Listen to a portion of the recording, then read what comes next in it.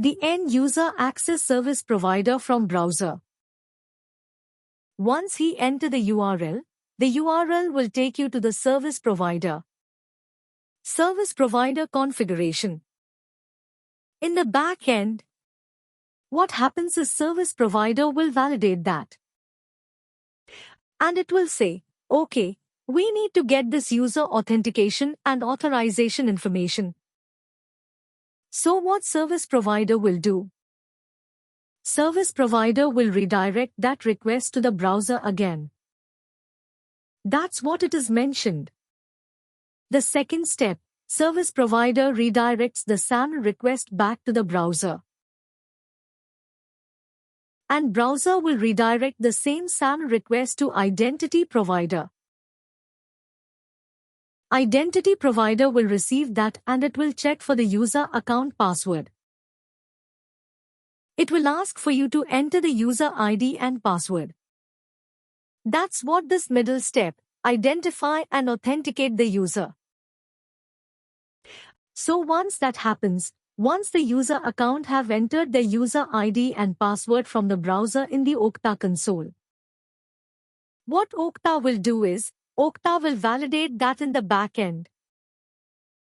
In the back end, it will validate the user account and password and the authorization information. Once it is validated, it will generate a message. How that message looks like is it says SAML assertion. It's like an assertion. I think that day we have talked about how the assertion looks like. It starts from the open, greater than symbol, and the closed, greater than symbol. Sorry, less than. Okay, less than and greater than symbol. And in the middle there will be an attribute name. And if you pass any information between that attribute name, that will be transferred between applications. Likewise, it will generate an assertion message. That message will be posted back to the browser.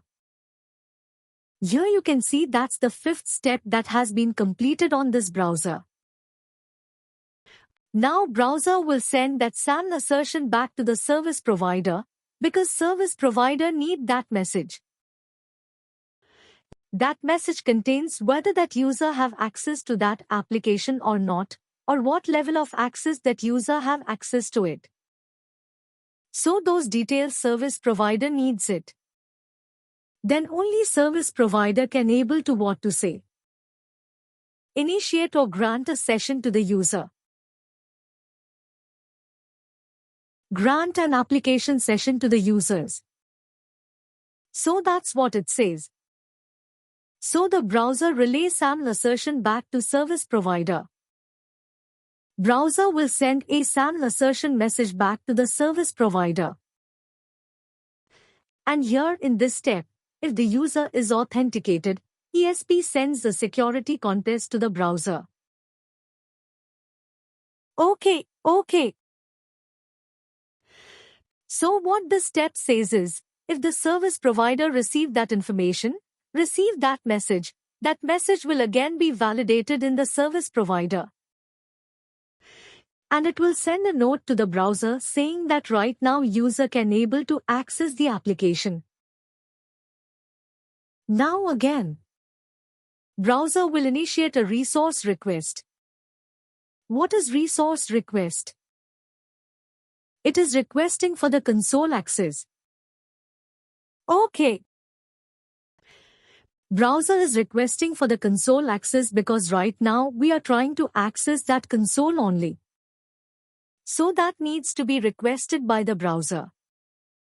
That's what this 8th step mentioned. Request resource from service provider from browser. Okay, browser will initiate that. Okay. If the SAML assertion has been validated already and the user information has been validated already with the help of identity provider. Now service provider knows that. Okay, this browser is requesting this resource. So now I have validated the message that has been sent from identity provider.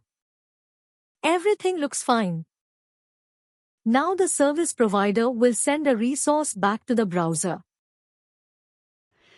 So once it is sent, I can able to see that the application screen, application console, I can say so. This is the flow. Entire flow that starts from end user whenever he tries to log into any application. And it ends how the resources are being allocated to that users. Okay. Any questions on this flow? Yeah, it's clear. Okay, fine. So now we have talked about how the flow is happening. Seventh, one right. So, after browser's assertion, back to the service provider. Again, the service provider sent back to that browser. This authentication is already validated, right? Yes, authentication is already done. But service provider got that information, got that message. Okay. And it will validate in the service provider and also first time okay. Once it is validated, service provider will send a notification to the browser saying that, hey, whatever the information that we got from this identity provider is a valid one. Okay. Now the browser. Okay. You can able to request for the resource. The resource can be anything. It can be the admin console or it can be the end user dashboard. I mean the Salesforce end user dashboard, I'm saying, or the reporting dashboard, whatever it is okay. So the security context has been already. The message has been already validated. And that message will be stored in the service provider. That we will call it a session cookies. Okay. In the service provider session, cookies will be stored. So whenever you want to access any of the different component inside the Salesforce, automatically, the browser will send a note to the service provider, okay, requesting for that resource. That resource is like, as I said, admin dashboard, reporting dashboard, end user dashboard, whatever the dashboard is. So those are the resource, okay. Only with the help of single user ID and credentials you are granting access to admin console. You are granting access to report, admin access, end user dashboard access, so everything. So how it came is with the help of that session cookies that is being stored here, okay. In the 7th step, the service provider is saying that hey, I got that cookies.